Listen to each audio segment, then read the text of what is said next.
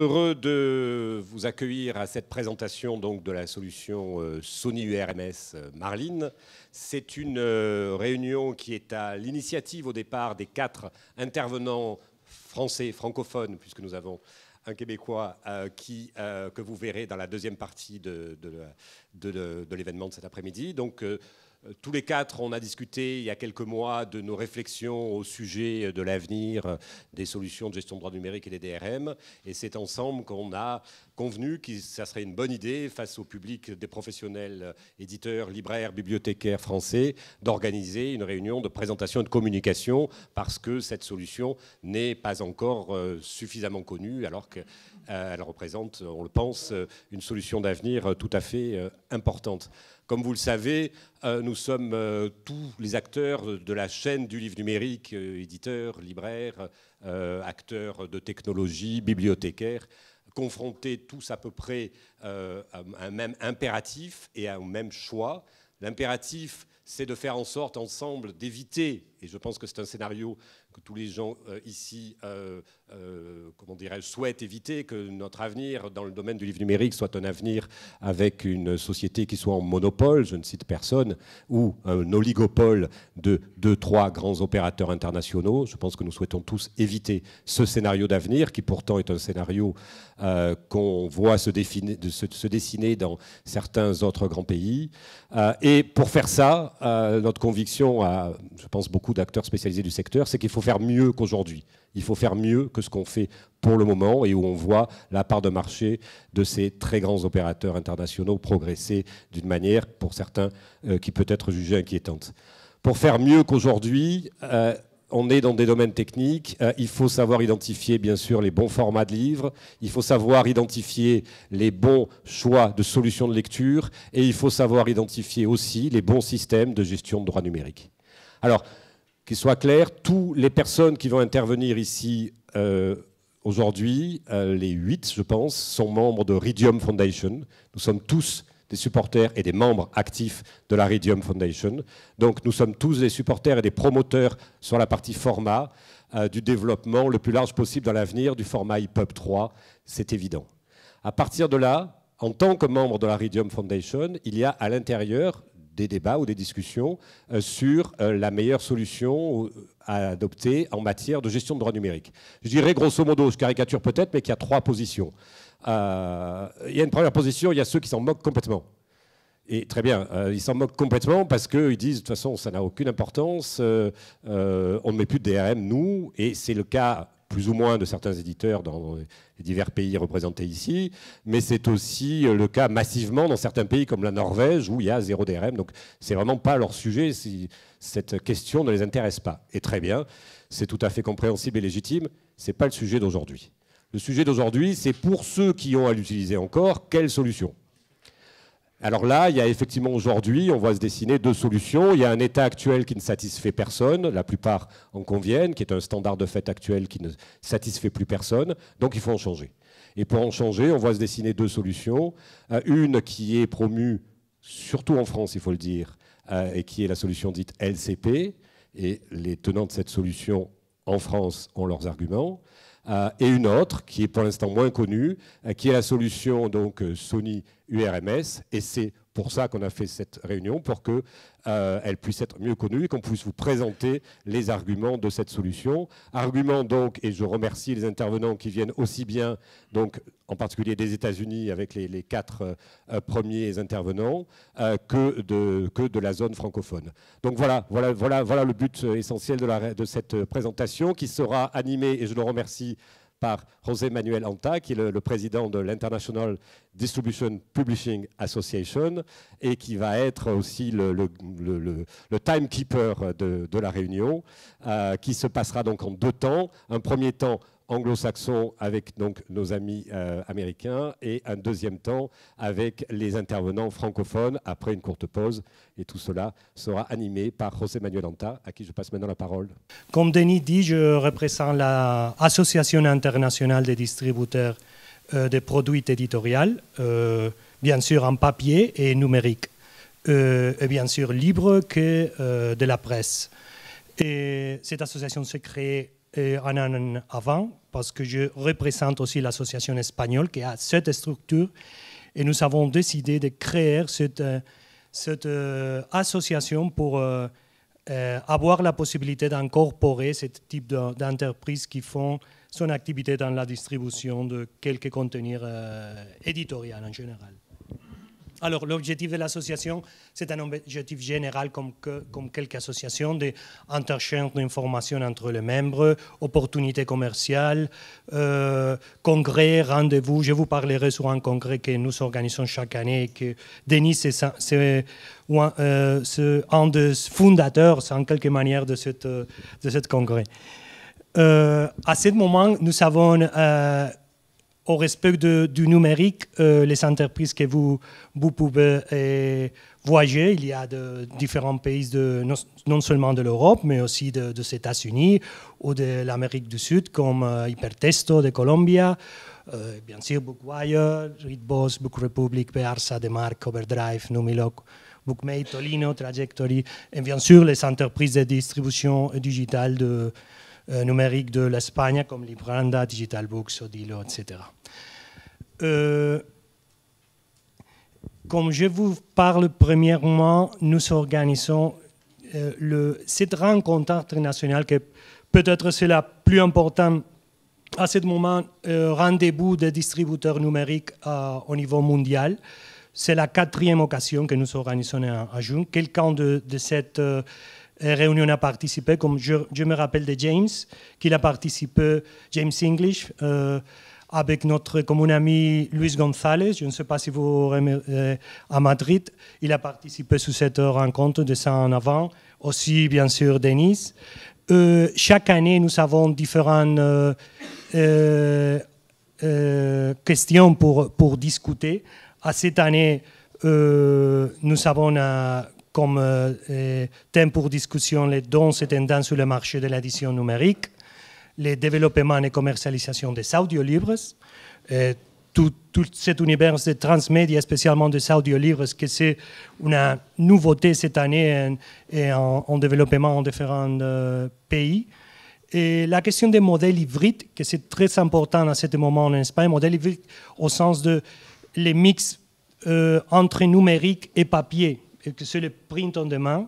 Il y a en Espagne une entreprise comme Libranda qui est pure numérique et a commencé à faire quelque chose en papier. Au Bookwire en Allemagne, la même chose. C'est un distributeur numérique qui commence à faire activité aussi sur le print on demand. Bien sûr, Ingram aux États-Unis de quelques années avant. Nous avons aussi comme thème le marché de contenu numérique pour enfants, que c'est une ligne d'activité très active. Il y a plateformes spécialisées sur ce domaine comme Kids Read en la Suède ou Pottermore en Royaume-Uni. Nous invitons cette plateforme pour participer à cette rencontre. Bien sûr, la conséquence de la fusion de l'IDPF W3C, c'est un sujet que c'est aussi d'activité et de traitement international. Et nous avons comme marché invité cette année la Chine. Il y aura aussi participation des distributeurs et des présences d'entreprises qui font distribution de contenu numérique en Chine pour parler sur l'accès à ce marché. Chaque année, nous avons un marché invité ou un secteur invité. L'année dernière, nous avons comme invité le vidéo-jeu, je ne sais pas si c'est dit video games. C'est un secteur aussi avec très points de connexion, beaucoup de points de connexion avec le secteur du livre, le secteur éditorial. Alors, c'est intéressant pour nous. Un des accords les plus intéressants que nous avons récemment dans l'association, c'est un accord avec une entreprise basée à Londres qui s'appelle Global Web Index. Je parle sur le thème concret de la consommation numérique de différents marchés.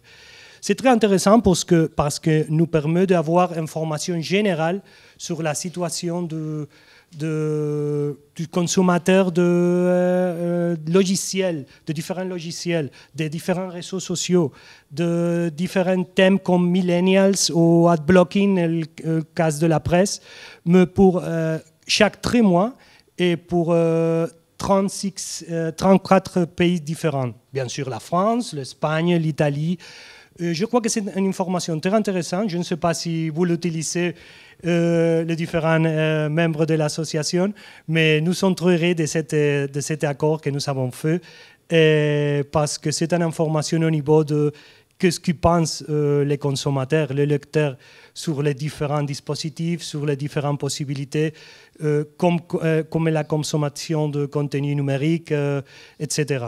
Alors, si vous êtes intéressé sur cette demande, je peux vous envoyer une formation. Et comme introduction pour le reste des présentations, je vais parler aussi un petit part sur le rôle du distributeur numérique. J'ai parlé avec Denis sur ça en quelques occasions. Je particulièrement pense que le distributeur,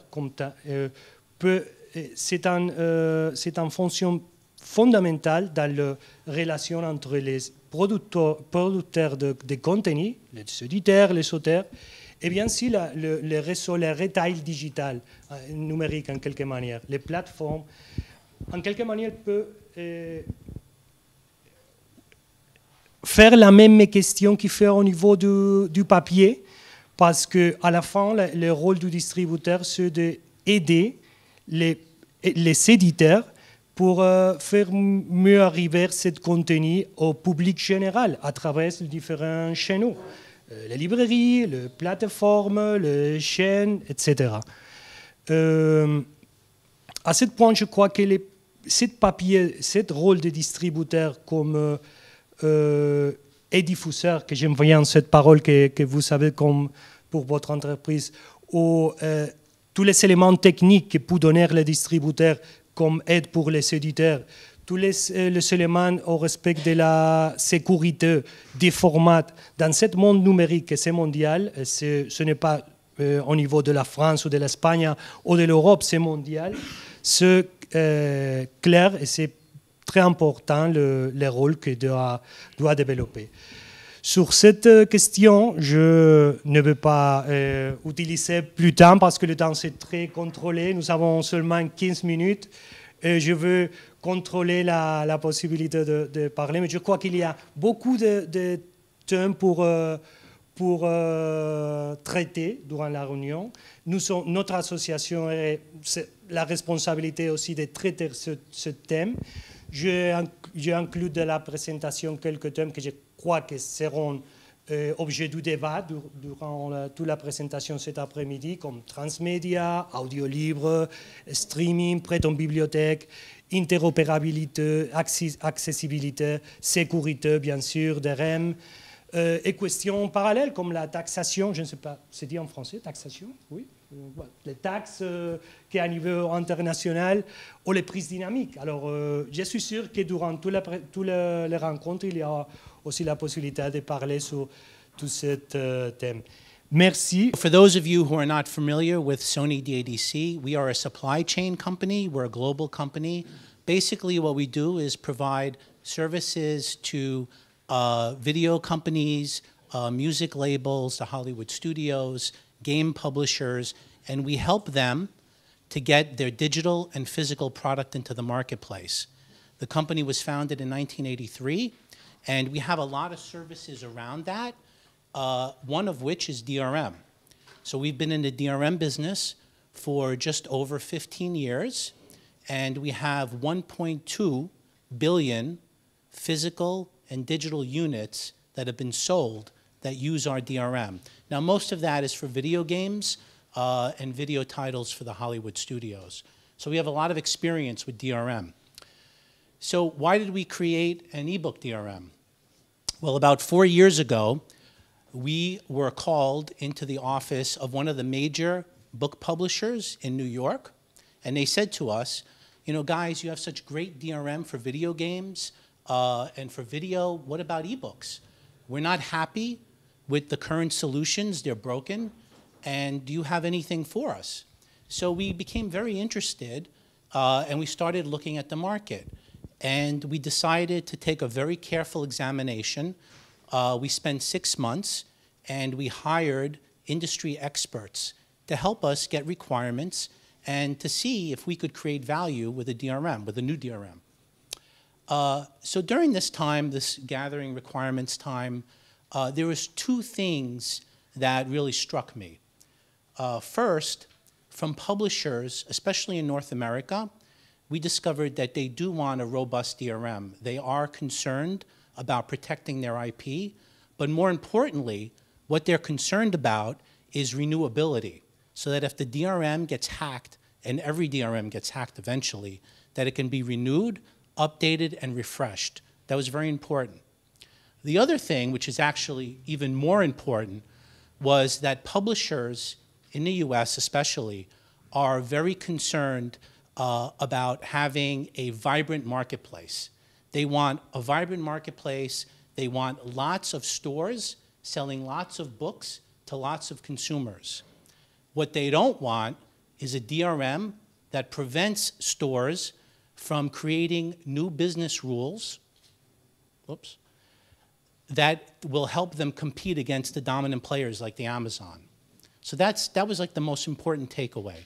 So we continued building requirements, understanding the market, and we felt that we could create value by creating a new DRM for ebooks. And we decided on using Marlin. So Marlin is an open standard. It's not open source. It's an open standard. And it was started by 5 companies, Samsung, Intertrust, Panasonic, Sony, and Philips. And these 5 companies got together. They created the DRM. It's widely used. And it's an excellent framework for ebooks. It met a lot of the requirements that we discovered during that 6-month period. These 6 companies formed the Marlin Development Community, which is a third-party organization that licenses the DRM. So my company, Sony DADC, went to the Marlin Development Community. We got a license, and we created the DRM. Anybody can do that. So that's why it's an open standard. It's not closed. It's not run by one company. Okay. So what are the key features and benefits of URMS? Well, first, security, as we talked about. So it's renewable. So when it gets hacked, it can be modified and updated. So there won't be these one-click hacks that somebody can just go write a script and basically strip the DRM from the books. No need to distribute unencrypted files, and this is something that we heard from publishers. They don't want their books out unencrypted. So with our solution, the files can be encrypted and then sent to the partners. Flexibility. Many use cases supported, more than any other solution. So the way Marlin works is if you have a book going to 2 different users, you can have different rights because the license is at the book user level. And that's what allows all the flexibility.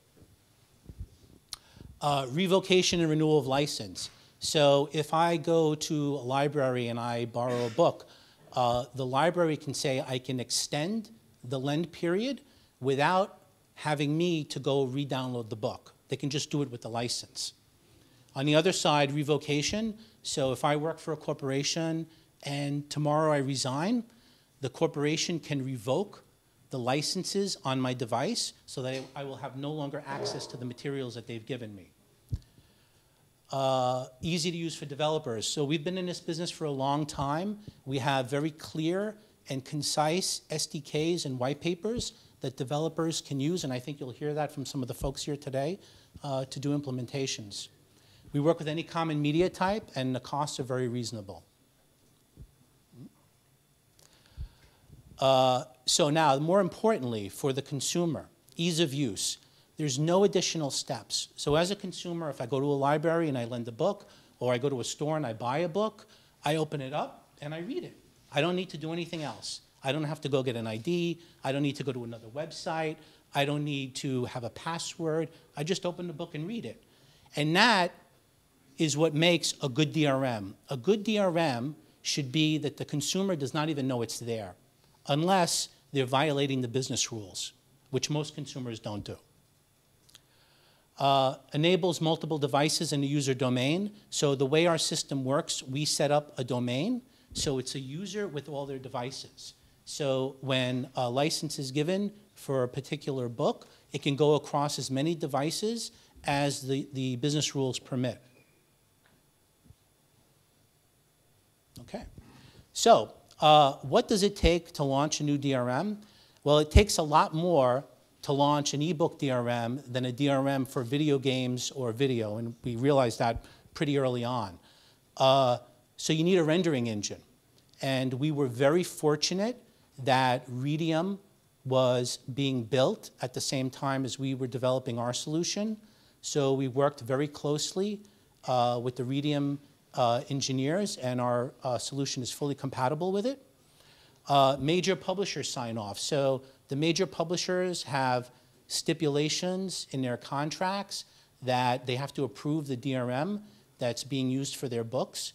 And some of them do quite a bit of technical due diligence. They go through your solution to make sure that they're happy with it. And they also check IP, because they want to make sure that there's no IP violations, that they won't have any liability down the road. Reading applications. You need a lot of reading applications. You can't just have one or two. You have to have a lot. Initial platform support. So you need iOS, you need Android, Windows, Mac. You need these things to go to market. You have to be compatible with all of them. Ongoing platform support.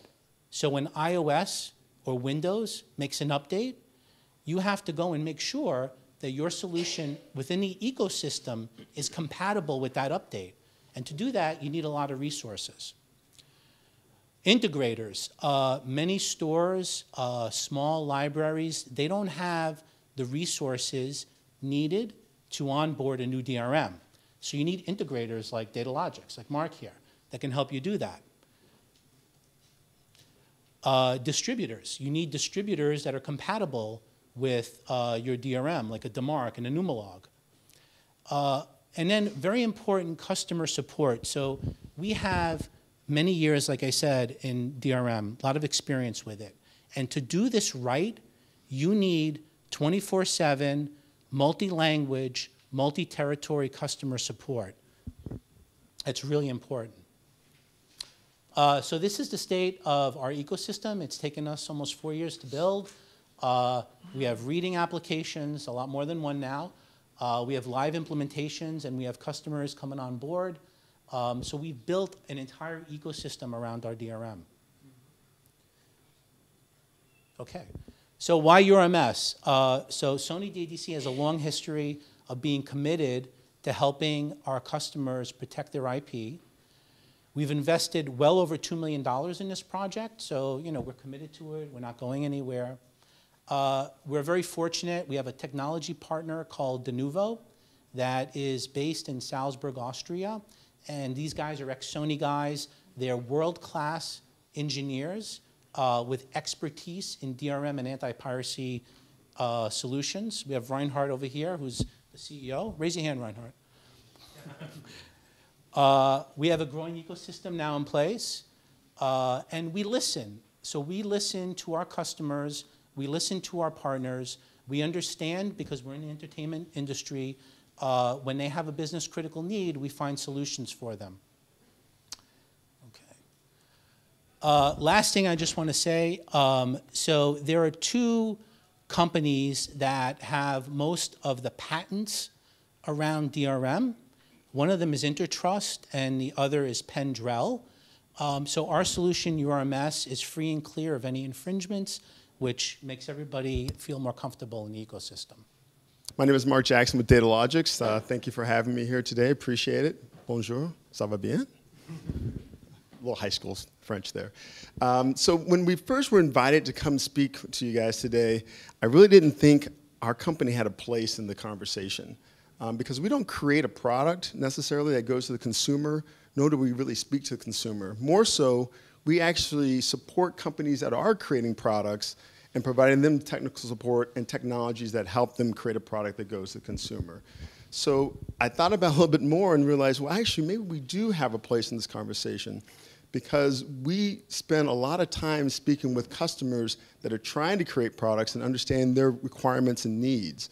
And so I think that during the conversation we'll have here for the next 15 minutes, I want to impress on you some of the things that we've learned and have been able to take to market or help our customers bring their products to market. So basically, our company, we're for the most part a bunch of engineers and technical people. We're based in Chicago. We have customers all over the world. But we got started in the typesetting business just over 50 years ago. And then we developed the first electronic publishing system just about 40 years ago.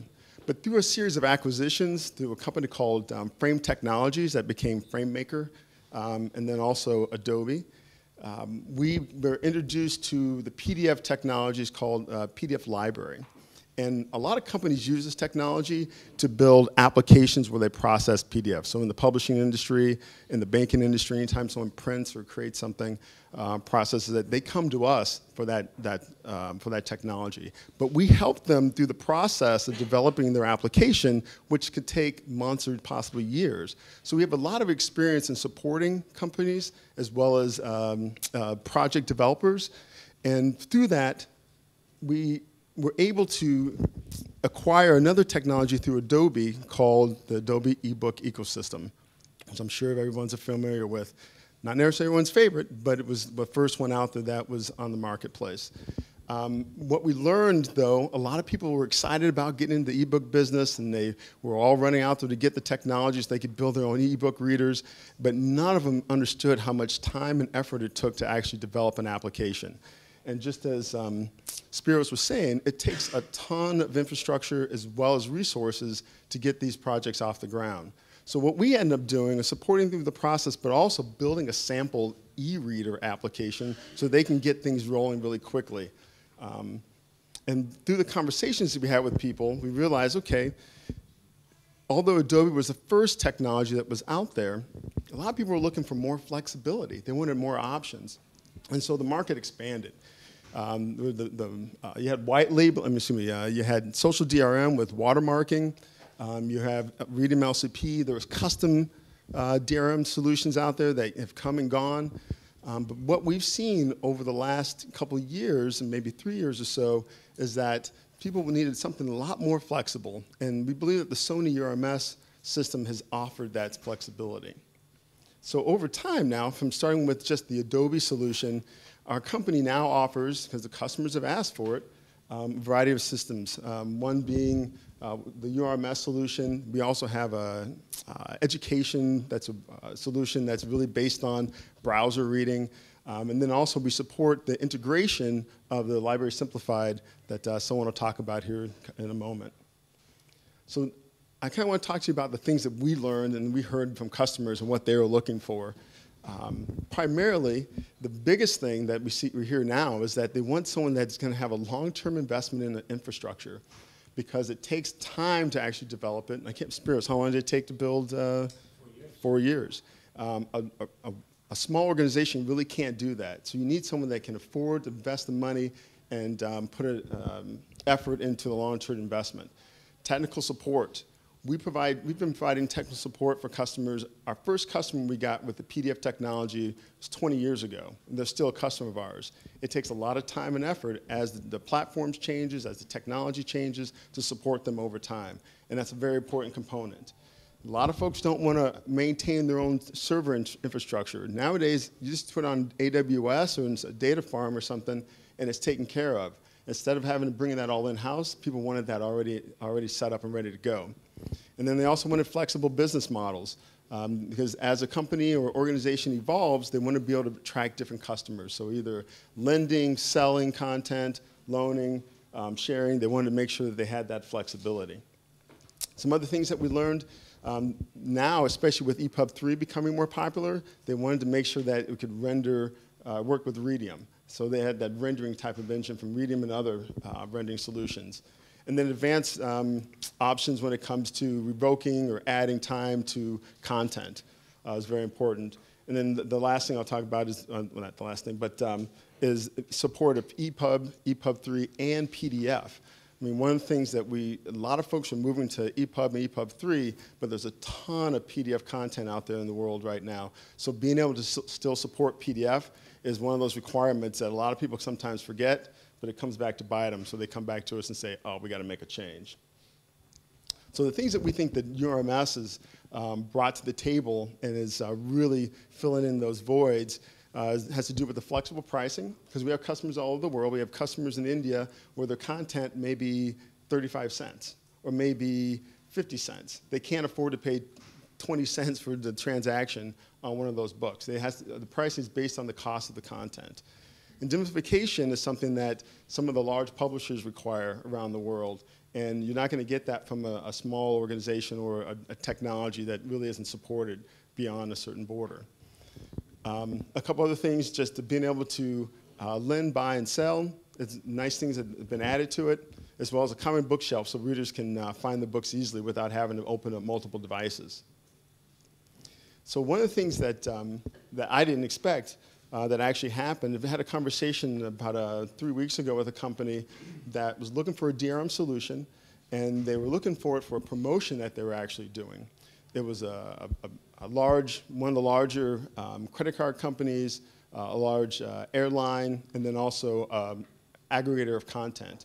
And they wanted to provide the content to their passengers prior to boarding a plane. And so they would get that for free during the flight, and then after the flight, they would be able to either purchase it or borrow it at a lower rate. Well, what the group came in and did, they purchased all this content in advance. And obviously, with the marketing budgets for a credit card company or airline company, they're massive. So they purchased a ton of it. But it was a new model that some of the different rights management solutions could have never worked with. So it works perfectly with the Sony solution, and we're working on the process of getting that put together. So that's one of the things that it kind of adds some flexibility. What we've done with our experience with some of the other ecosystems is realize, okay, a rights management solution isn't powerful unless you have the ability to decrypt it and read the content. So working with Jean-Marie with Montano, we had the BookVia app created so that some of our customers could easily get started with the technology without having to create their own application. If they want it branded or something, Jean-Marie will do that for them. But otherwise, there's a free application available on the marketplace in Android and iOS. Then we've also have an implementation. This was originally a non-DRM solution. Well, it had obfuscation, but it didn't have like a traditional DRM. But it's a browser-based solution used in education that a lot of customers were really interested in, but some of them have content that they needed to have something more robust as far as a rights management tool. So we created this technology with another group as well and offer that also to them in the marketplace. And there's a variety of groups that have now been testing and evaluating these different options that actually next month, I think, at London Book Fair, there'll be some announcements for some larger groups that have come on board. So if I can leave you with one thing, I just want to say the technology out there when it comes to rights management and the needs of the masses really boil down to what the consumer wants, and they want flexibility. They want options. They found that one solution, at least the past solutions, did not really fulfill all their needs and expectations, whereas we feel that the Sony RMS solution has in many ways, and will also be expanding quite a bit over the course of this year. In Datalogix, from our perspective, we provide support and we help you through that process. If you have implementation partners that are trying to find some way to get projects done or move forward, certainly give us a call. We're happy to help out. And there we bounce to the line. So appreciate your time. We look forward to talking to you guys after the sessions. So if you have any questions, my name is Mark Jackson. Thanks so much. My name is Micah Bowers. I am the founder and CEO of Bluefire Productions. We're a small 10-person company located in Seattle, Washington. We're employee-owned. Bluefire was founded in 2001. The company is focused on user experience. We're a technology company that focuses on the blending of design and technology to provide digital media experiences to consumers. Our business is consultative, meaning we work for other companies to help them develop their own products.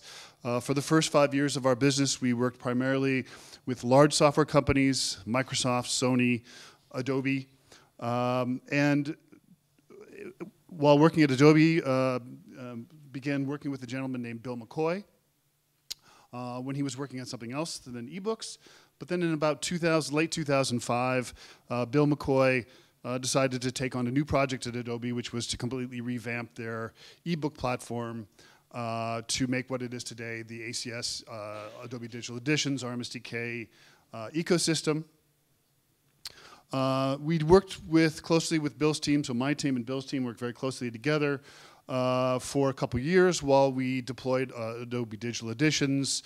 We launched the Sony ebook store platform and devices, the Nook bookstore and devices, and that was a very exciting time. It was a new era in ebooks. As that became much more deployed technologies, Bill moved over to the IDPF, which is the standards body for the EPUB standard, to shepherd through the EPUB 3 specification.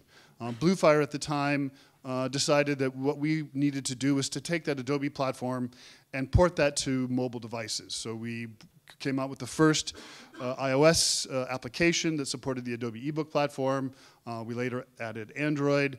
And since then, we've now deployed 69 different brands with iOS and Android apps all over the world, including Sony ebook stores. We did their apps as well. And we also are a reseller of Adobe's technologies. We currently license, for example, ACS to over 100 companies in 37 countries. And a few years ago, about 3.5, 4 years ago, it became clear that Adobe was not going to, for political reasons internal to the company, was not going to invest in upgrading their platform to EPUB 3. And so we decided that the solution to that would be to create an open source project, do that as a community. And so we worked with Bill McCoy at the IDPF to create the Redium Foundation and the Redium projects.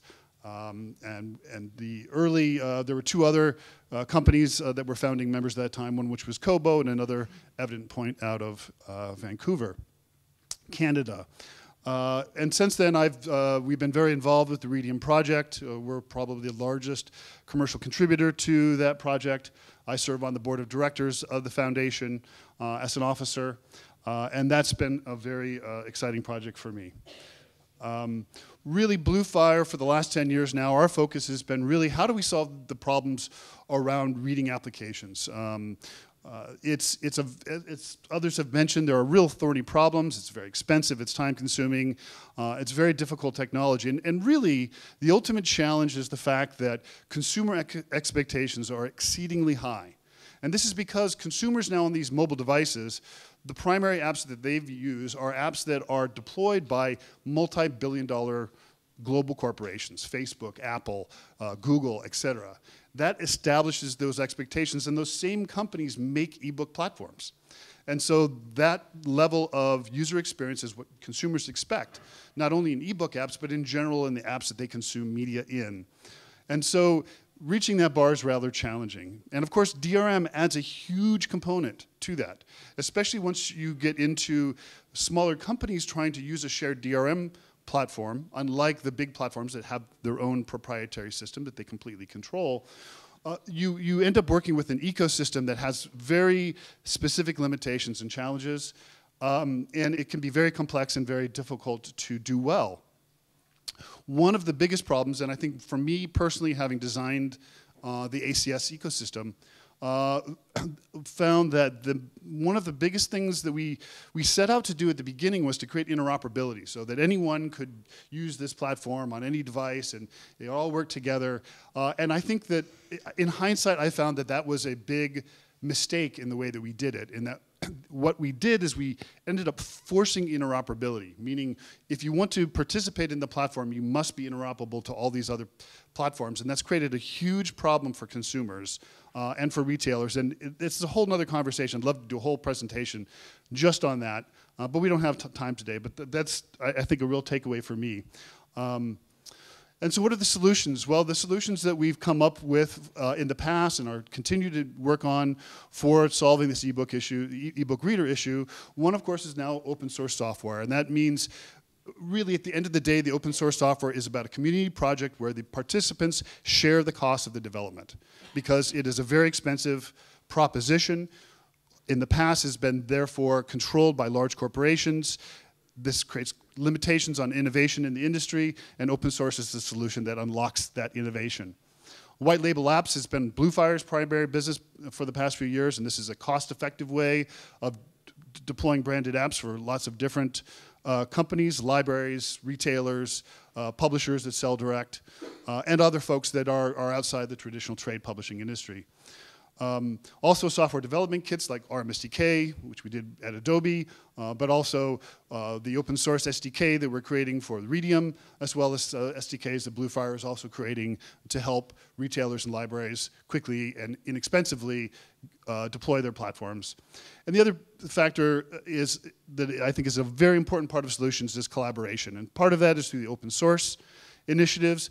But again, getting back to this issue of interoperability. Interoperability only works correctly when there is an actual collaboration between the businesses involved looking to be collaborative, because that user expectation today is not about moving files around and transfer them from device to device. It's signing into an app, everything's there, everything works, it's synced everywhere, and if you're going to have multiple companies doing that, they must work together. That's very important. The other component of a solution is a flexible DRM, and that's one of the reasons that I'm really pleased on the work that has been done for URMS. It's why I'm here today, because I think that's been achieved. And so what is flexible DRM? Well, one important piece is that it's rendering engine agnostic. And what that means is that in the case of, for example, the Adobe platform, the rendering engine to render the content, to display the EPUB and the PDF, and the DRM system are completely intertwined. You cannot separate them, you cannot use them separately. And this has a dramatic impact on the limitations on innovation that can happen in the industry. And so having the ability to have a DRM system that can work with Redium SDK or with a PDF renderer or with an audiobook platform or with a comic book engine is absolutely critical for the success of the future of the digital publishing industry. Another piece that's important about the flexibility is it's API-based. So in the past, we have platforms where ACS, for example, you install this on your own back end. It's software you have to install on a server. You need IT people, and you need certain infrastructure technologies. With URMS, it's API-based. Anyone can do it. You don't need special IT skills, and you're not limited based on the infrastructure choices that you've made because you have RESTful APIs. Low IP risk is absolutely critical. And that is one of the reasons why Adobe has been valuable, why URMS is valuable, because those patent licenses are absolutely critical to reduce the risk, because it is a very litigious environment in ebooks, in DRM in particular. Many of my own customers have been sued. Most of the big players have been sued. It is a real issue. So that's a very important thing and a value that is brought forth by Sony. We talked a little bit about renewability, and updating of licenses is a big part of flexibility, and that ability to extend a license so that you can have lending without re-downloading, you can have subscription services, you can have the corporate uses. That updatability, that refreshing of the license is absolutely critical. And then the other component is that I say least possible assumptions. And what I mean by that is when we created ACS, we tried to figure out what were all the things that people would need in the industry, and we would come up with a set of controls that would do that. And we wanted, and part of this was due to interoperability. So when we said, okay, you can either have one device or 6 devices. No 3, no 8, 1 or 6. And that was designed to try to address the use cases, but those are assumptions that didn't hold up over time. And that's the nice thing about URMS, is that it has the flexibility for those business rules to be created and to be changed as the industry changes.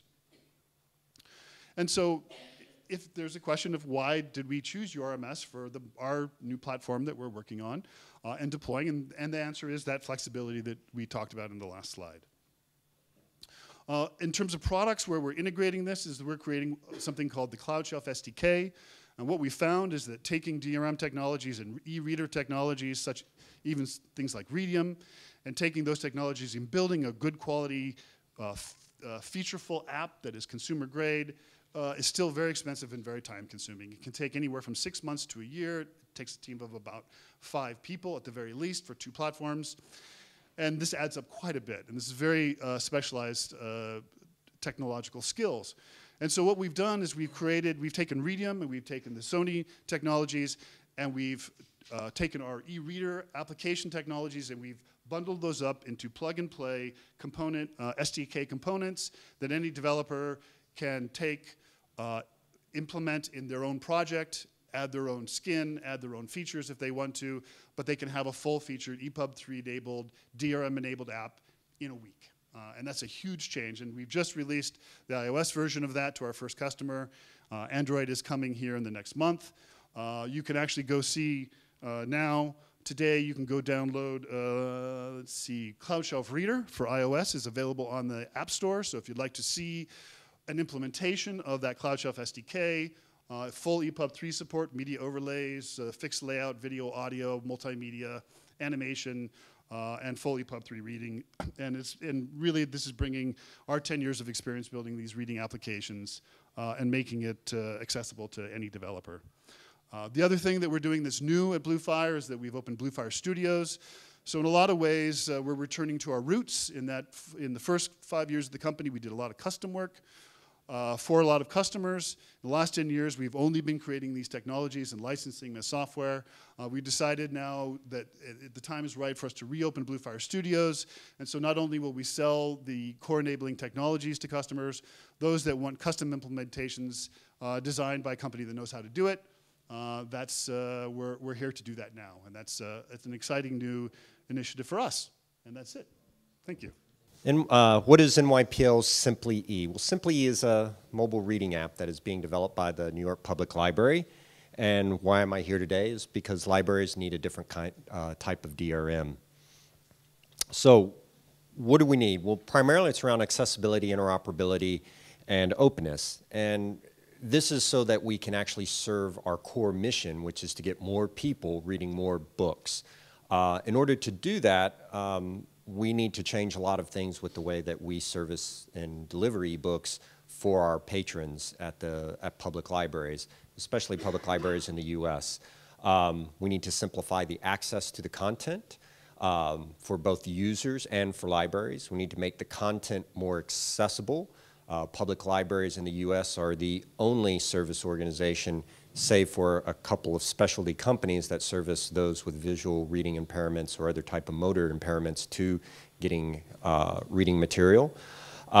We need to get access to more content, meaning more markets for content, more distributors of content out there. We cannot be constrained to just a few commercial vendors to us. We need to get as much content as we can. And then simplify the discovery of that content for our patrons.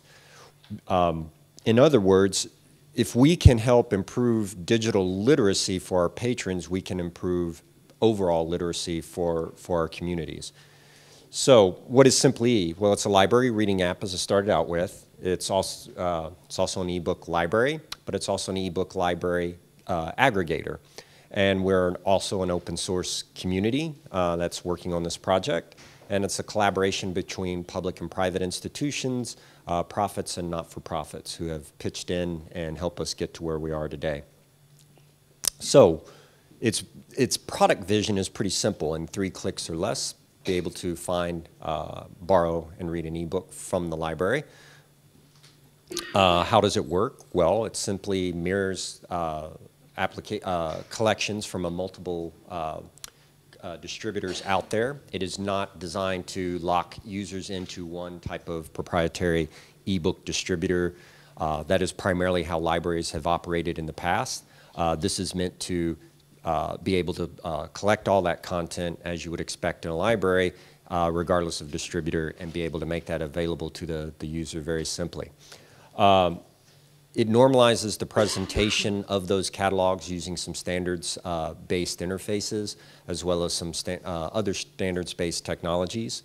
And it will then do some of the other esoteric legwork you have for a library to lend an ebook, meaning making sure that they are a member of the library and they have authorized access to that. And of course, that's where we get into the DRM components of this. So the challenges that we had with the incumbent or legacy DRMs out there, they were non-conformant and inaccessible. For us, being able to serve the visually impaired when we buy content, when we distribute content, those with a visual impairment or other cognitive impairment or reading impairment must be given access. It is, it's a non-starter. It's the core of what we do. Unfortunately, our ebook services didn't hold to that principle.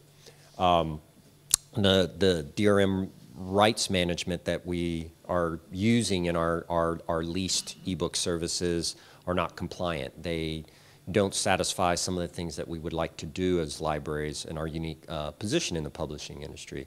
We're not publishers of content. We don't take the rights away from copyright holders. We want to preserve them. And in some ways, we're more around sometimes taking away access to content after we've provided it, more so than, let's say, a commercial app where you fire and forget, send the book off, you give them the rights. You don't have to worry about removing those rights on a regular basis, daily, for those people, or extending those rights. So there is a lot of technological deficit as well with some of the incumbent DRMs, and we also found that those DRMs typically either were resulted, technological deficits were a result of the current implementation of that DRM technology for a particular vendor, or the technology itself, and so that led to a lot of problems with us trying to normalize the user experience across libraries and different content vendors and distributing ebooks. So we had a lot of work cut out for us. And we received initially a $500,000 grant to do this in a little under 2 years. Luckily, we did it. It did cost, we had to match the other $500,000 from the federal government to do this experiment.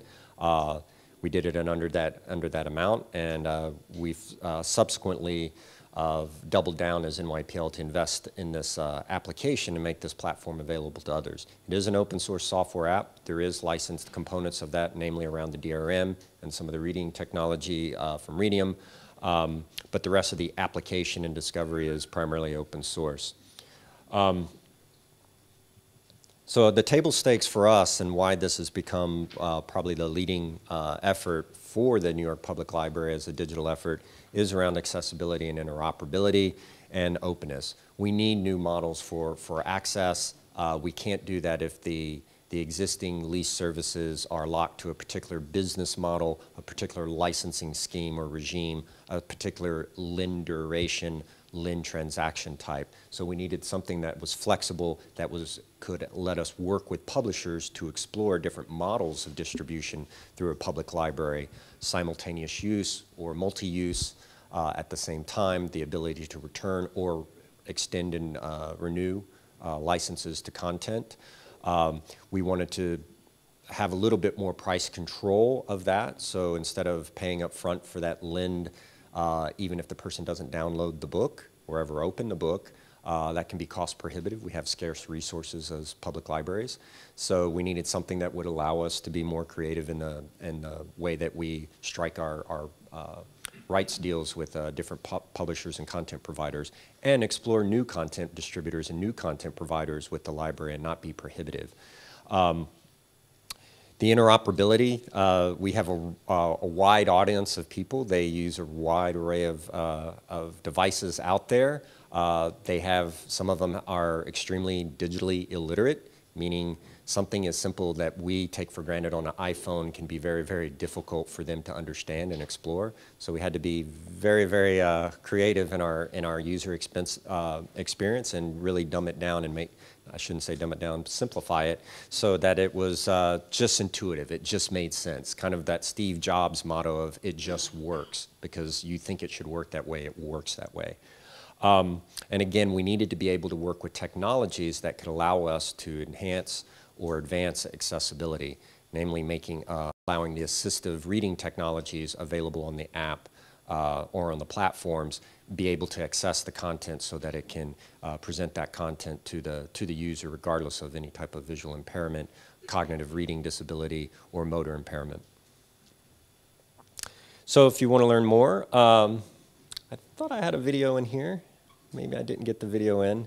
But you can learn more about the project at Library Simplified. We have a little website. We have an open source GitHub repository, except for the DRM portions.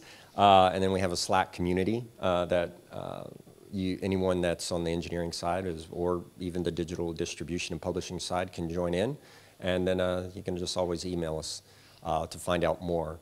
But we've released our first app, and it's done pretty well. What we found was, as a library, that most of our users, our library mission was to get more people reading more books. We found that after we released the app, that our current services were only targeting customers at 1% of our collection. After we released the app, we've increased that by 400-fold. So we know that the curatorial efforts of libraries is a powerful way of recommendation, and that by taking the user experience and stripping away the commercial needs of the leased platforms and exposing the curatorial breadth of our collections, we're actually getting more content to more people faster, easier, and a broader range of people that hadn't used the library or really read for all that much from a public library. So that was a quick presentation. I hope I came in under the time. Core to this, though, has always been the DRM piece, and we're excited to be working with Sony. They've been a patient partner with us throughout the years as we've tried to build this app. Again, we're a public library, not a software company, but it's been a great experience, and I think it's been a great experience for our institution to learn how to make software, to understand what digital publishing is, at the heart of digital publishing, platform development, and to get behind what all these problems were that our vendors are struggling with, trying to get content to people.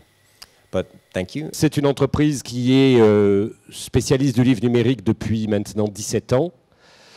Et elle est d'abord libraire de livres numériques sur notre site numilog.com. Et nous fournissons également des solutions donc, de distribution et de diffusion numérique aux éditeurs. Nous fournissons également des solutions de vente en marque blanche pour les libraires qui leur permettent de vendre des livres numériques, ainsi que des solutions de prêt numérique pour les bibliothèques. Nous travaillons donc avec l'ensemble de la chaîne du livre, les éditeurs, les libraires et les bibliothèques. Nous réalisons aussi pour les lecteurs des applications de lecture sous les environnements iOS et Android.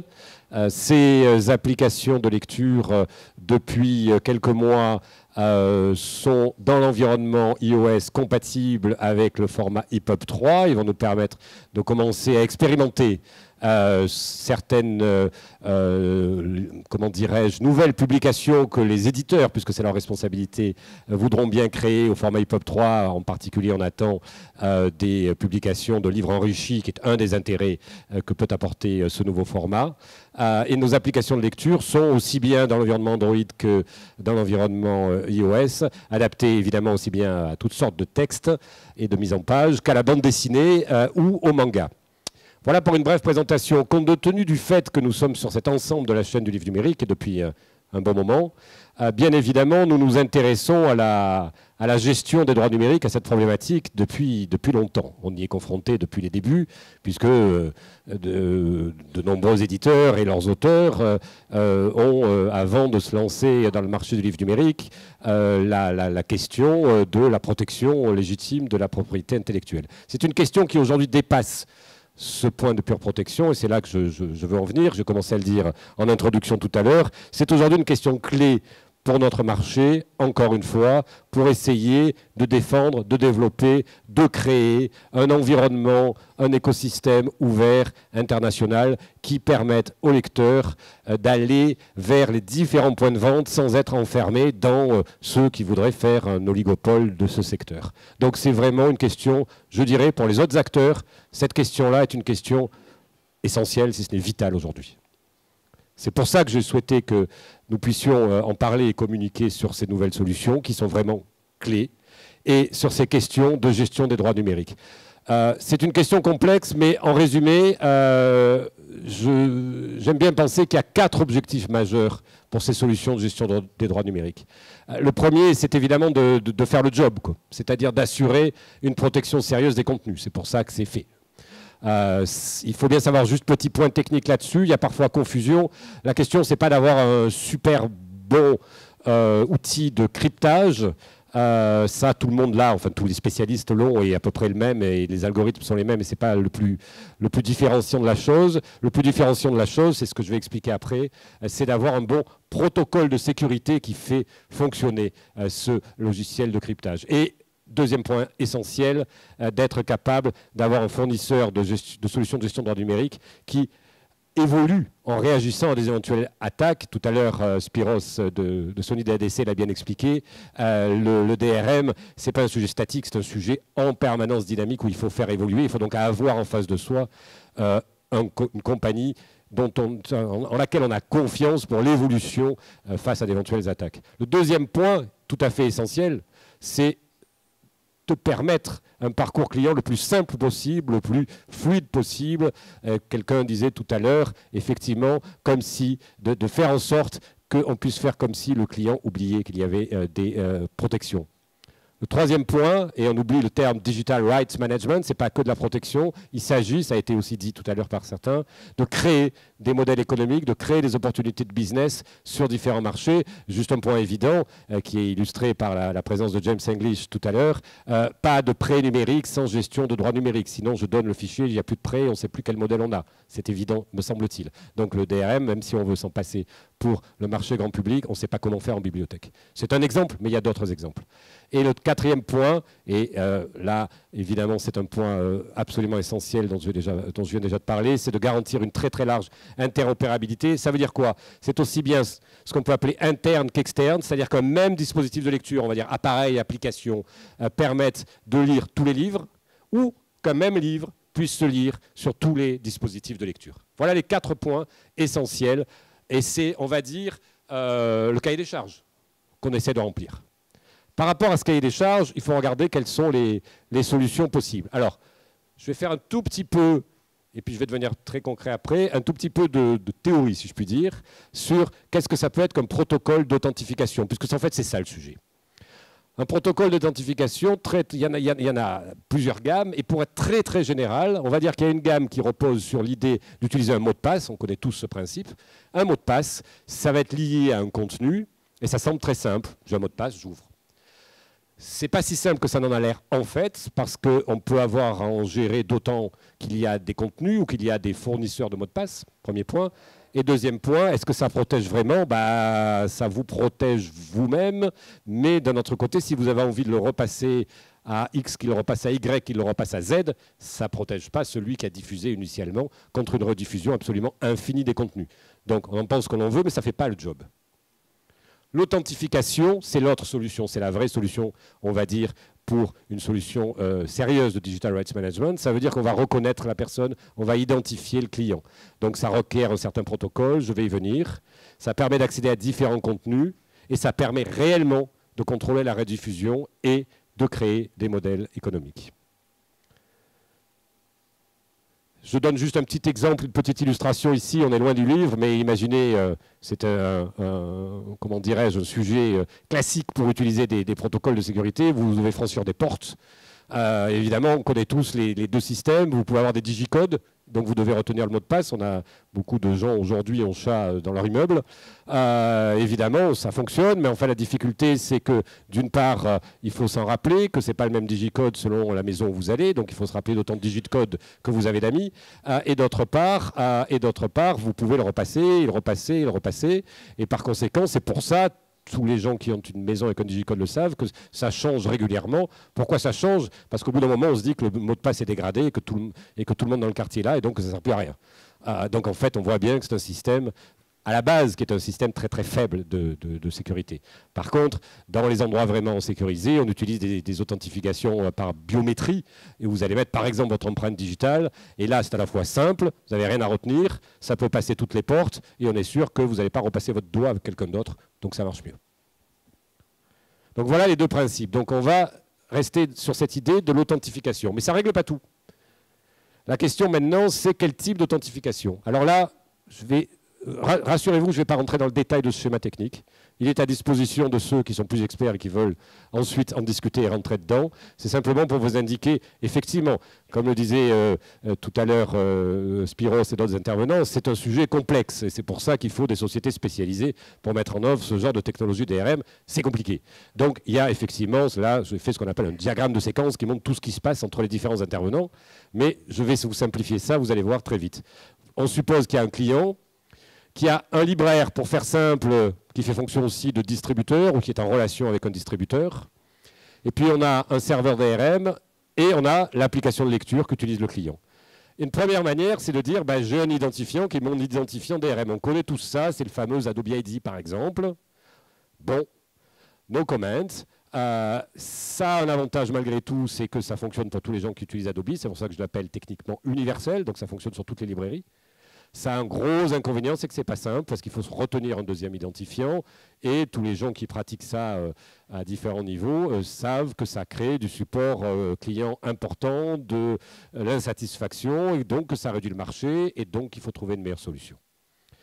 Meilleure solution possible, l'authentification locale. Ce que j'appelle local, ça veut dire le client il a au moins un identifiant qui est celui de son libraire, puisqu'il va se créer un compte pour aller acheter des livres chez son libraire. Très bien. Donc utilisons cet identifiant. C'est vrai que c'est plus simple. C'est ce que propose Adobe avec le fameux Vendor ID, c'est ce que propose depuis longtemps Barnes & Noble aux États-Unis, c'est semble-t-il ce que propose le nouveau système en France qui s'appelle CARE, où c'est lié au compte du marchand. Très bien. C'est beaucoup plus simple parce que l'identifiant, on le rentre qu'une fois, l'identifiant que vous allez rentrer dans votre application, c'est le même que celui que vous avez sur votre librairie. Simplement, ce n'est plus interopérable. Donc, vous voyez, on a appuyé d'un côté de la boîte, mais le couvercle s'est soulevé de l'autre côté. C'est plus interopérable puisque c'est lié au libraire et qu'il n'y en a pas qu'un. Et donc, vous êtes obligé ou d'être marié avec un seul libraire, on perd toute l'interopérabilité, ou à chaque fois que vous changez de libraire et changez d'application, de rentrer un nouvel identifiant. C'est pas pratique du tout, c'est pas simple du tout, ou alors c'est fermé. C'est d'ailleurs, ça ne gêne pas une entreprise comme Barnes & Noble qui veut créer aussi un écosystème relativement propriétaire. Mais pour notre perspective de système ouvert large, ce n'est pas une bonne solution, c'est pas pratique, c'est fermé. Donc, on cherche une troisième solution. Et cette troisième solution, je pense qu'on l'a trouvée aujourd'hui, pas nous, mais Sony DADC, avec ce qu'il propose avec la solution Sony URMS. Pourquoi? Alors, encore une fois, en restant très simple, sans rentrer dans les technicités de ce diagramme, l'idée est la suivante. C'est très facile à comprendre. En fait, le libraire va authentifier le client pour son compte. Le client délègue son authentification au libraire, si vous voulez. Il y a des protocoles Internet bien connus qu'on appelle de délégation d'authentification. Eh bien, ça remplit un petit peu ce rôle-là. Donc, pour le client, en fait, c'est transparent. On utilise un système qu'on appelle un système de tickets. Et ce système de tickets fait en sorte que, qu'est-ce qui va se passer en fait? Le client va s'identifier chez son libraire, là toujours comme d'habitude. Et ensuite, au moment du téléchargement dans l'application, il va y avoir des échanges de tickets entre le libraire, ou le fournisseur, le prestataire technique du libraire, le distributeur, peu importe, cette zone-là, et le serveur DRM, qui va faire que le client va être reconnu. Et là, on y gagne les deux. Ça y est, on a la simplicité et on a l'interopérabilité à la fois. Et c'est la première fois, en 17 ans que je suis sur ce marché, que je vois une solution pareille. Donc véritablement, c'est, me semble-t-il, la solution vers laquelle il faut aller, parce qu'elle répond finalement aux 4 objectifs que j'avais posés au début. Rappelez-vous les 4 objectifs. Évidemment, ça fait le job, ça remplit sérieusement son objectif de protection. Ça va de soi, solution très très sérieuse qui existe dans les jeux, dans la vidéo depuis des années, qui est maintenue par une compagnie qui est une experte de ces domaines. Et donc, il n'y a aucun doute sur ce sujet, une solution qui a été sujette à évolution et qui est maintenue d'une manière extrêmement sérieuse. Deuxièmement, c'est ça qu'on cherche, la simplicité. Le one click to read. Vous allez chez un libraire, vous achetez, vous cliquez sur votre lien, vous téléchargez. Pas de compte à rentrer, même pas d'identifiant libraire, rien. Pour un bibliothécaire, pareil. Vous allez sur votre bibliothèque, vous achetez, vous empruntez, vous cliquez, ça se télécharge dans votre application, rien d'autre. Deuxièmement, l'interopérabilité. C'est ouvert à tout le monde qui veut utiliser ce protocole. Il n'y a même pas besoin de référencer les différents libraires. Certains essayent de faire des solutions pour résoudre les problèmes précédents en pré-référençant des listes de libraires dans l'application. Là, il n'y a pas besoin en fait. C'est ouvert à tous les points de vente pour peu qu'ils utilisent cette solution. Il n'y a pas besoin de les pré-référencer avant. Et c'est ce que disait Mike Bowers tout à l'heure quand il parlait d'interopérabilité. Je ne sais pas si ça a été perçu complètement. En fait, vous pouvez garder une même application. Après, il peut y avoir un choix d'application, mais vous pouvez choisir votre application préférée et elle sera compatible avec tous vos libraires. C'est ça qui compte. Et là, ça marche comme ça. Et le dernier point, ce sont les modèles économiques diversifiés. Et oui, il y a eu des exemples donnés. Vous pouvez enfin choisir librement, enfin l'éditeur, parce que c'est à l'éditeur de le définir, choisit librement le nombre d'appareils autorisés sur lesquels on va pouvoir télécharger. Certains seront angoissés peut-être et diront « moi je veux qu'un appareil passe 6 comme le dit Adobe ». Et puis certains diront « bon, DRM symboliquement, mais allez-y, vous pouvez télécharger sur 1000 appareils ». Peu importe, c'est l'éditeur qui choisit. Vous pouvez imaginer deux autres modèles intéressants, encore une fois sous le contrôle des éditeurs bien entendu. Le modèle de prêt entre usagers, le vrai prêt. Je le prête mon livre comme un livre physique à une autre personne, je ne l'ai plus moi-même. Le vrai prêt interindividuel. Ça, c'est un nouveau modèle. Le dernier modèle que je citais, mais il y en a plein d'autres parce qu'il y a une vraie flexibilité, c'est un modèle d'abonnement reconductible et révocable en bibliothèque, comme on le disait. Pas besoin de retélécharger le livre. Le livre reste tant que la bibliothèque reconduit l'abonnement. Ça aussi, c'est un tout nouveau modèle à proposer aux bibliothèques, selon d'ailleurs à tout type de bibliothèque, selon les types de contenus. Donc pour conclure, et je m'arrêterai là, je dirais que ce qui, nous, à Numilog, nous a intéressés dans la solution Sony URMS et dans laquelle nous nous engageons résolument dans les mois qui viennent, c'est qu'elle a véritablement, elle remplit encore une fois les 4 objectifs qu'on peut fixer. Elle répond aux défis majeurs qu'on a à relever face au système fermé. On a en face de nous un fournisseur de DRM qui est une société qui est neutre sur la chaîne du livre, ce qui compte. Ce n'est pas un de nos concurrents, ils ne vendent pas des livres aussi. C'est un acteur neutre, donc on peut tranquillement travailler avec eux, et qui est un acteur encore une fois sérieux, qui va maintenir la solution. Point essentiel, c'est une solution qui est ouverte à tous les formats, c'est-à-dire qu'évidemment, elle est à base aussi de Readium, et donc elle est compatible avec l'EPUB 3, avec l'EPUB 2 aussi, si on veut les garder, mais enfin avec tous les formats EPUB, mais aussi avec le PDF, donc elle peut vraiment être universelle. Une solution aujourd'hui, comme LCP par exemple, qui ne serait pas compatible avec le PDF, condamne à garder Adobe. Je pèse mes mots. Il y a 40% aujourd'hui de contenus qui sont des fichiers au format Adobe. D'autres éditeurs présents dans la salle peuvent en témoigner. Par conséquent, si vous prenez une solution pure EPUB 3, vous êtes condamné à garder la solution Adobe. C'est évident. Sony nous permet d'avoir l'idée d'un remplacement vraiment complet de cette solution. Et dernière chose, c'est une solution qui est capable de susciter un écosystème mondial. Bon, les intervenants de tout à l'heure en témoignent. On voit qu'il y a un mouvement très très fort qui démarre aux États-Unis de sociétés diverses, importantes sur le sujet, de bibliothèques également, etc. Il nous faut créer un écosystème international. Ici, nous sommes des Français et des Canadiens, et une société, je ne vais pas parler pour toi, mais qui est aussi implanté dans d'autres pays en Europe, tu nous diras mieux que moi. Et donc, il est important que cette interopérabilité soit internationale et qu'elle permette de susciter aussi à la fois de la création d'applications et la création d'appareils. Et je conclus en vous donnant une information sur le fait que nous avons donc la première liseuse disponible, compatible avec la solution Sony URMS, qui est une liseuse InBook, créée par la société polonaise dont les représentants sont ici dans la salle, que je salue, Artatech. Et cette liseuse que j'ai ici en main et que je suis prêt à vous montrer évidemment tout à l'heure, est le premier exemple donc, de liseuse qui permet de lire des e-books avec à l'intérieur la DRM Sony URMS. Ça marche très bien et sa commercialisation est prévue pour les prochains mois. Donc on a tout ce qu'il faut pour avoir un écosystème complet. Merci. Nous, Montano est un éditeur d'applications de lecture. On l'a vécu des deux côtés, en fait, en tant qu'utilisateur, mais aussi en tant qu'éditeur d'applications de lecture. Et donc, on sait tous, même dans la salle, je suis sûr que vous connaissez bien cette page web, et vous savez ce qui se cache derrière les petits bandeaux rouges. Et on s'est tous donc un petit peu sentis, je pense que vous connaissez ce symbole, quelle que soit votre religion, vous soyez athée ou pas, mais on sait aussi bien les éditeurs d'applications de lecture que avec certaines DRM, disons, aussi bien les éditeurs d'applications de lecture que les utilisateurs se sont toujours trouvés un petit peu sacrifiés, prisonniers, et un petit peu même au bord du désespoir, ayant acheté un livre qu'ils avaient envie de lire. Donc moi, maintenant, mon obsession du moment, c'est de faire oublier les DRM, c'est de passer à autre chose. Et je vais essayer de vous montrer comment on essaie de le faire avec Sony en ce moment, actuellement. Voilà. Donc en quelques mots, donc nous sommes la société Mantano et nos applications sont maintenant... Nous diffusons nos applications dans le grand public sous la marque Boukari et nous la diffusons en marque blanche également sur le marché B2B. Donc en 2-3 mots sur l'historique, en fait on est un peu déjà vieux en fait, puisqu'on a découvert le e-paper en 2007 dans une vie pré-Mantano. Je suis tombé amoureux de la techno. Très vite, j'ai développé des toolkits. J'ai fait beaucoup de développement très bas niveau là-dessus. Et je me suis fait connaître en fait, auprès d'un constructeur historique de tablettes qui s'appelle Netronix. Netronix étant le constructeur qui fabrique beaucoup des pocketbooks, certaines bookines, des Kobo.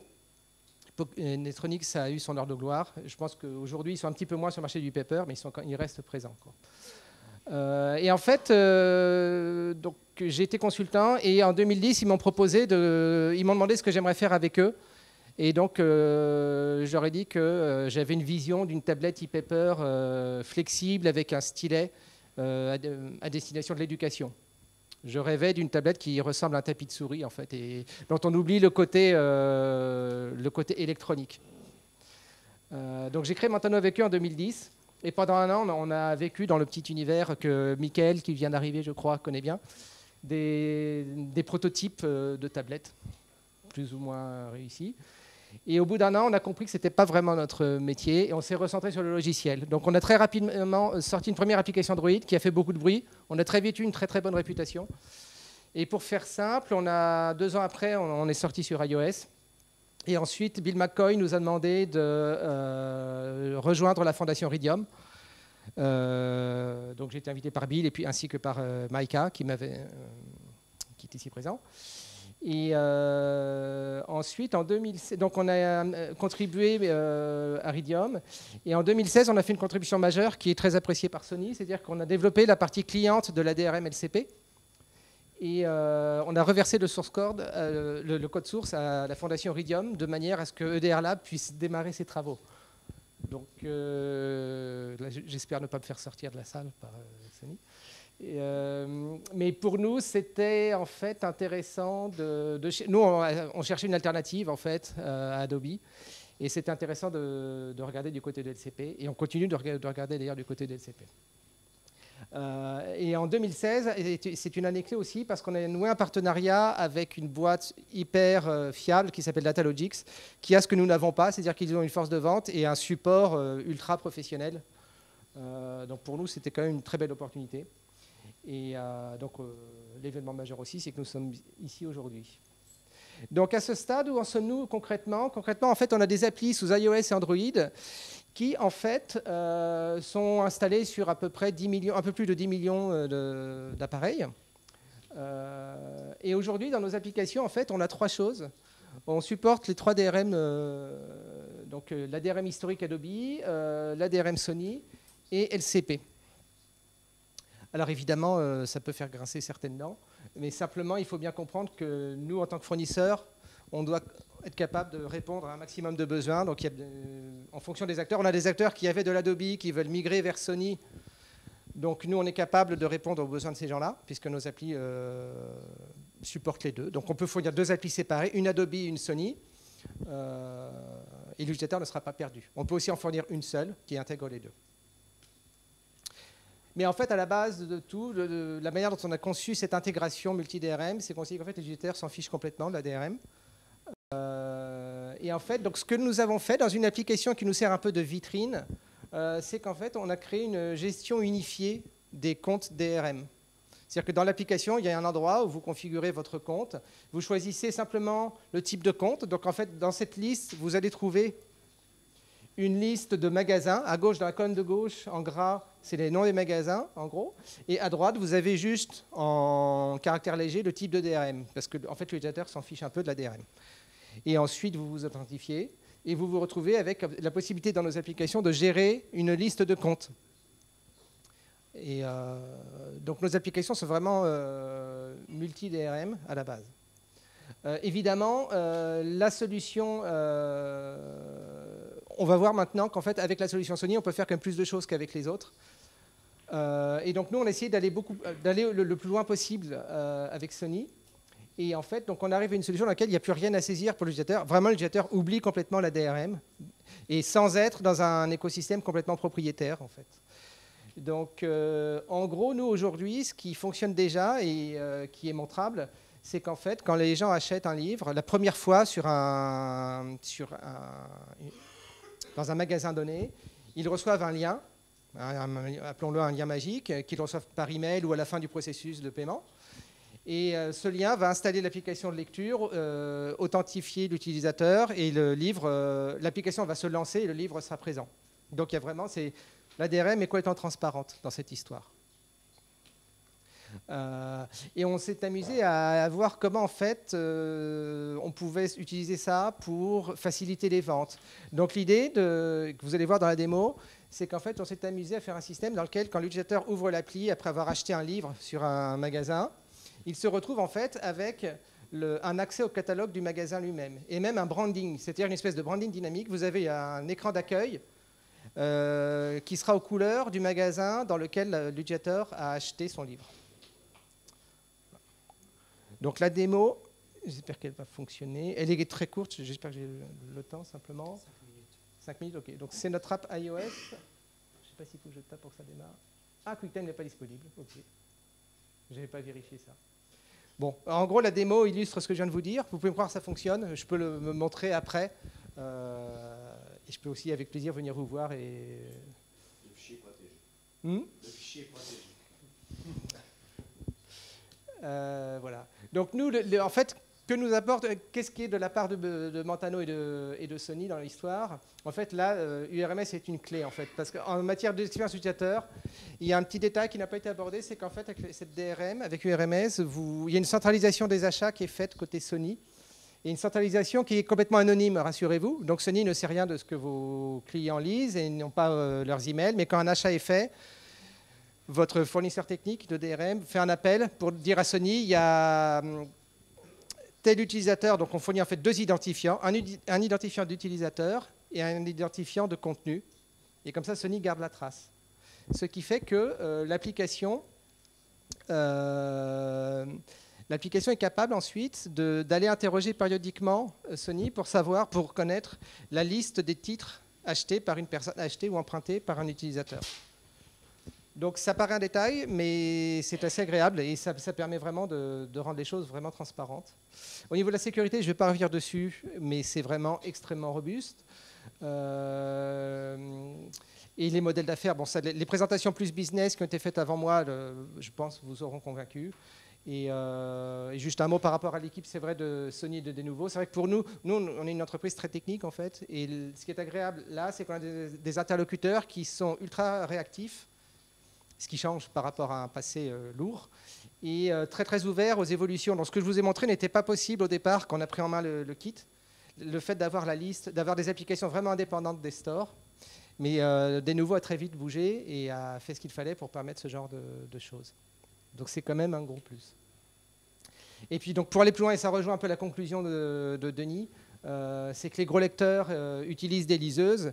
Et donc, on s'est amusé à faire tourner nos apps. Nos apps ont un mode e-ink dans lequel les contrastes sont optimisés pour les liseuses e-ink. Et donc, ça fonctionne sur les liseuses e-ink sous Android.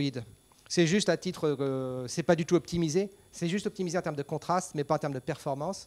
Mais ça fonctionne. Et hier, j'ai découvert Artatech et j'ai installé sur leur liseuse nos apps et ça fonctionne parfaitement bien. En fait. Voilà, donc, c'est assez prometteur.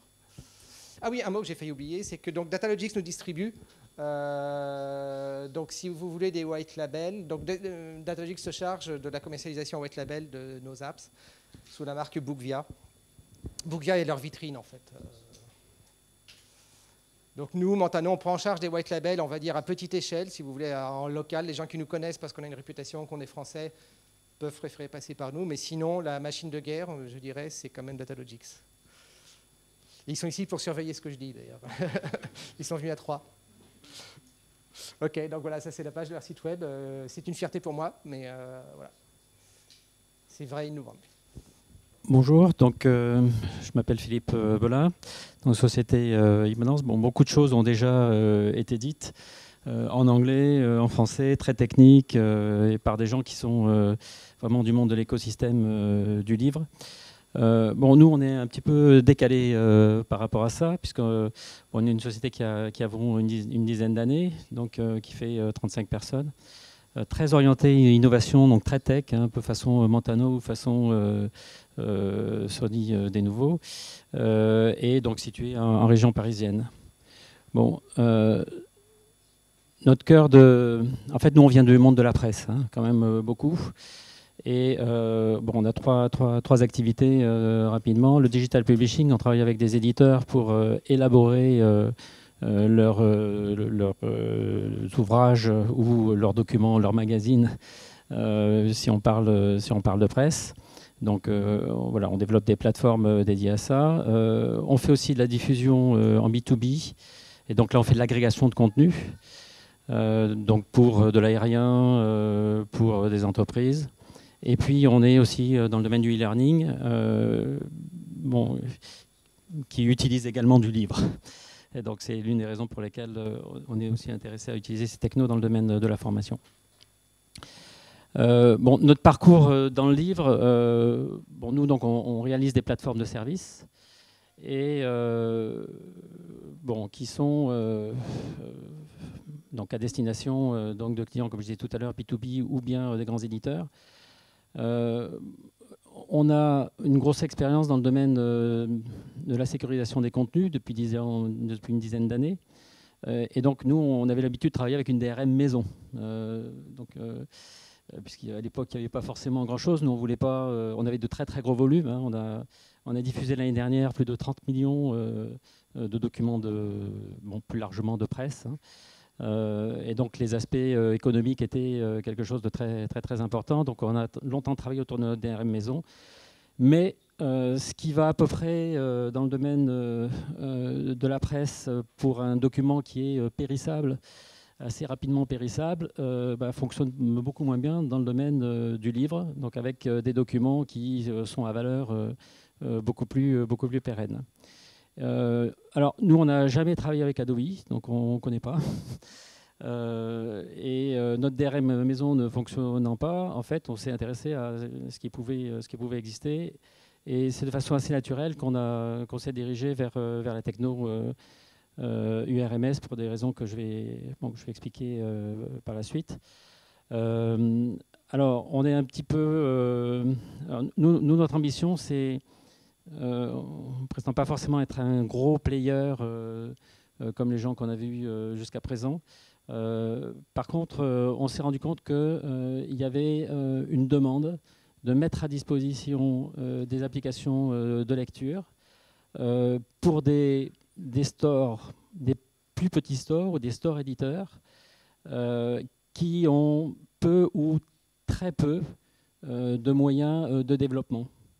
Et donc, notre idée, c'était de proposer un service de poste digital, c'est-à-dire qu'on avait, comme la poste, la casquette, on va simplement acheminer les documents, et bien sûr, avec les outils pour les lire, jusqu'à la cible finale, pour le compte d'un donneur d'ordre qui est le store ou l'éditeur, en l'occurrence, et avec, si possible, le minimum d'intégration.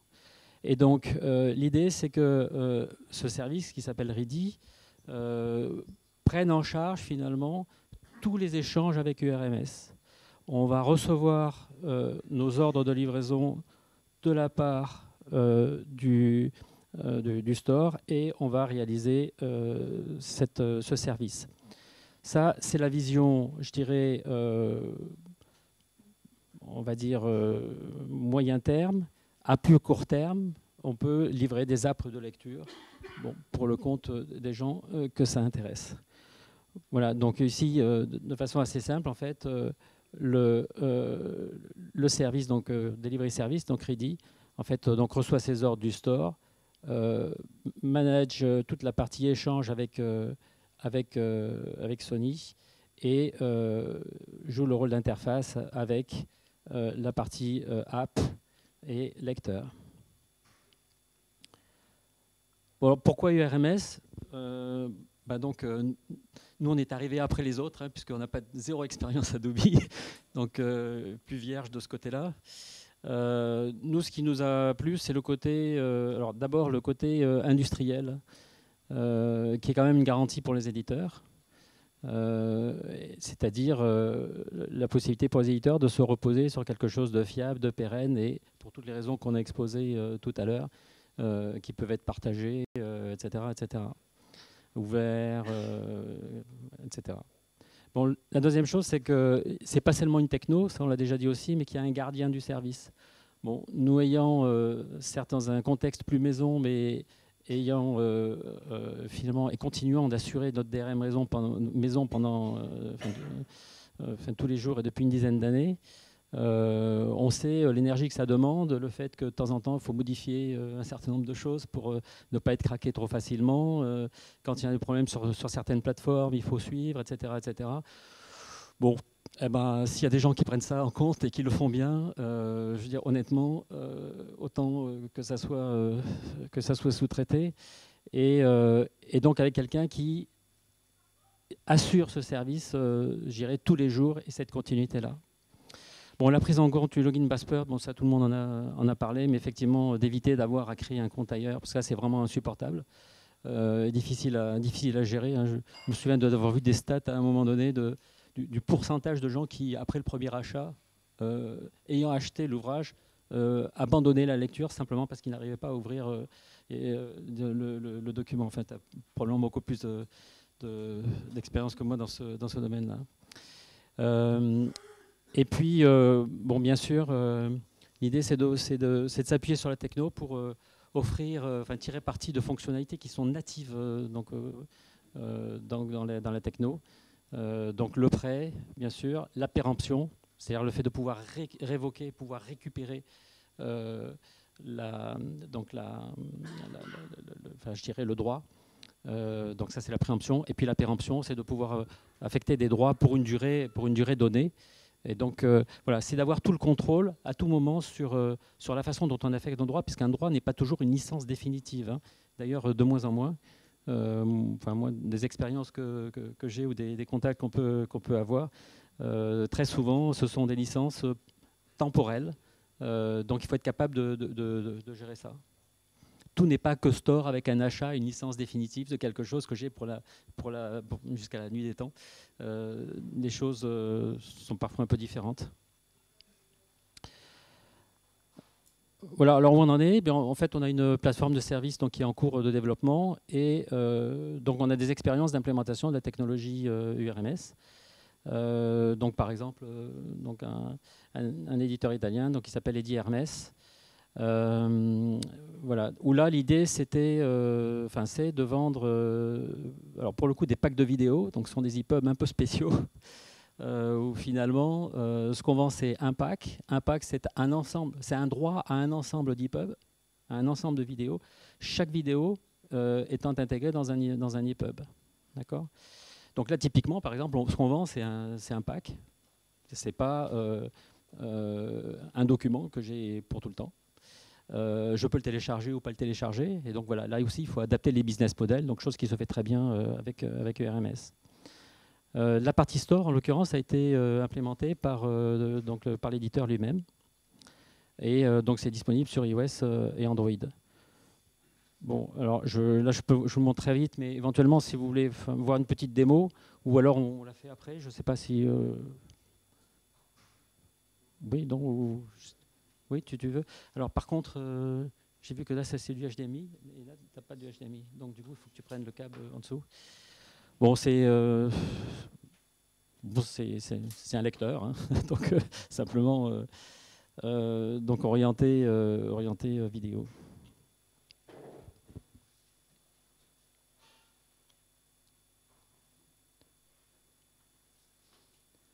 Si ça marche. Ah, la connectique, l'énergie. Alors ça, par contre, ça c'est Ready, c'est l'autre. Voilà, donc voilà, bon, typiquement, donc ici on a donc l'accès à un pack. Hein, donc je suppose qu'on a acheté le pack. Et donc vous voyez, le pack se compose d'un certain nombre de droits à vidéo que je peux télécharger ou pas télécharger. Et donc je peux ouvrir un document qui est, alors pour le coup, donc une vidéo. Alors là, l'objectif, en fait, c'était d'être capable de faire en sorte que les enseignants soient autonomes dans les salles de classe et donc puissent finalement disposer en permanence des documents avec eux. Voilà. Donc ça, voilà, donc ça a été implémenté. Alors il y a, je ne sais plus, 500 ou 600 ou 700 vidéos, je ne sais plus, et un certain nombre de packs qui sont proposés. Voilà. Et puis alors, bon, je te veux montrer Ready 2 secondes, mais bon, c'est un lecteur, donc c'est une application de lecture, voilà. Et donc, alors on a un lecteur, alors ça c'est un lecteur fixed layout, parce que vous savez que dans EPUB 3, on fait à la fois du flux et du fixed layout. Donc on a un lecteur fixed layout. Bon, là par contre tu l'as pas beaucoup. Bon, et donc ça c'est le lecteur flux. J'ai fondé Demarque en 1990. Ça fait donc 27 ans. Et donc on a lancé des titres multimédia. Hein, c'est un terme qu'on entend très peu de nos jours. Et donc on a lancé à partir de titres de la presse, un peu comme Philippe, de titres de la presse, de magazines, mais aussi de livres. On a lancé à partir de 92-93 des titres avec des index, de la vidéo, des images, de la musique, de la voix. Alors, c'est sûr que de retomber dans le livre numérique tel qu'on le connaît aujourd'hui, c'est particulier pour nous. Alors, c'est ce qu'on a fait à partir ensuite de ça. Donc, on a eu une longue période de création de CD-ROM, de sites Internet et tout ça. Et à partir de 2008, on a vu l'avènement du livre numérique. J'habitais en France à l'époque. Et c'est là qu'on a décidé de créer une plateforme de distribution numérique qui s'appelle Cantocob. Et donc, qui est une plateforme qui permet aux éditeurs de distribuer des livres dans l'ensemble des points de vente, mais dans des bibliothèques également. J'en parlerai un petit peu plus tard. Donc, essentiellement, une boîte à outils de distribution qu'on a ensuite étendue dans d'autres pays européens. Donc, en Italie, dans un premier temps, avec eDigita. C'est-à-dire, non, c'est pas vrai. En France, dans un premier temps, avec Eden Livre. Ensuite, en Italie, avec eDigita. Et plus récemment, en 2014, en Espagne. Et donc, aujourd'hui, c'est un réseau de 300 000 titres, 2500 éditeurs, plus de 1000 points de vente. Donc, on est très content de ce déploiement. Quand Denis, en fait, on a ensuite de ça commencé à réfléchir au futur de l'entreprise et justement de l'évolution des types de contenus. Je ne vous reparlerai pas de la situation avec Adobe, mais bon, de la situation, de l'évolution des titres de contenu, des modèles qui changent, de l'inaccessibilité des gens d'Adobe. Alors, c'est là où je crois que nos premiers contacts avec Sony datent d'il y a 2-3 ans, je crois, facilement. On a tout de suite été intéressés par cette possibilité. Pourquoi? Premièrement, parce que Demarque, dès le départ, on veut favoriser la diversité. Donc, la diversité, la disponibilité des œuvres. C'est pourquoi, d'ailleurs, on a créé la plateforme Cantocob à l'époque, parce qu'on ne voulait pas que ce soit un seul point de vente qui existe au monde, ou même 5 points de vente. On voulait favoriser les libraires, on voulait favoriser l'accessibilité des œuvres. Et aussi, une autre valeur, c'était l'aspect collectif. On veut faire avec les gens, avec les éditeurs. Et c'est d'ailleurs un des éléments, j'en reparlerai tout à l'heure, de Sony qui nous a intéressés. En 2011, on a ensuite, un peu dans les bibliothèques, on a vu qu'il y avait très peu de contenu francophone disponible. Et puis, on a décidé, avec BiblioPresto, Jean-François Cusson qui est ici, de créer une plateforme qui s'appelle Cantoc Station, donc qui est un outil de distribution dans les bibliothèques québécoises, qu'on a ensuite étendu en Europe, dans plusieurs bibliothèques françaises, belges, suisses également. Et avec les bibliothèques, on a fait avec les bibliothèques, justement, donc avec un organisme qui s'est créé pour l'occasion avec Jean-François. Et donc, aujourd'hui, notre réseau, un peu comme Numilog, donc aujourd'hui, on a 2000 bibliothèques qui utilisent ce système. Alors, pourquoi on s'est intéressé à Sony? Donc, premièrement, par la diversité des modèles disponibles, la diversité des possibilités, des modèles d'affaires. C'est une des choses qu'on a entendues beaucoup aujourd'hui. La diversité des contenus disponibles aussi. Donc, des types de contenus, la musique, on a des plans autour de ça, parce que là, aujourd'hui, on était un écosystème de livres numériques, mais on vise à aller plus loin avec l'intégration, les liens entre plusieurs types de contenus. Puis aussi, c'est un aspect que personne n'avait mentionné aujourd'hui, Jean-Marie en a un petit peu parlé, mais pour moi, la DRM de Sony, c'est aussi des gens. C'est aussi l'accessibilité de personnes. Pour moi, Sony, c'est pas Sony, c'est Spiros, c'est Massimo, c'est Reinhardt, c'est Wolfgang qui sont accessibles et puis à qui on peut discuter, puis on peut développer des modèles ensemble, puis la technologie peut suivre derrière. Donc ça, c'est un aspect qui a été important.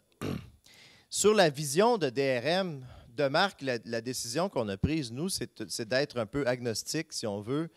Au Québec, par exemple, plus de 80%, je ne sais pas si Bianca pourrait confirmer, mais autour de plus de 80% des contenus ne sont pas protégés par DRM hors bibliothèque, on s'entend.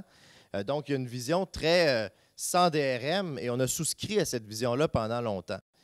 Maintenant, il y a des contenus qui nécessitent une protection, il y a des modèles qui nécessitent une protection, qu'on parle des écoles où de marque a été très présent, les bibliothèques, on n'a pas le choix d'avoir des DRM, et c'est important d'offrir une diversité de types de DRM et de niveaux de protection et de sécurité. De marque, on vient d'entrer chez Hydro-Québec, par exemple, dans des projets de bibliothèques privées qui ont des documents à circulation limitée, des documents protégés. Bon, on ne peut pas d'abord être sans DRM. Des DRM trop light seraient probablement justement pas acceptables. Alors, c'est le choix qu'on a fait justement de vouloir travailler avec plusieurs types de DRM.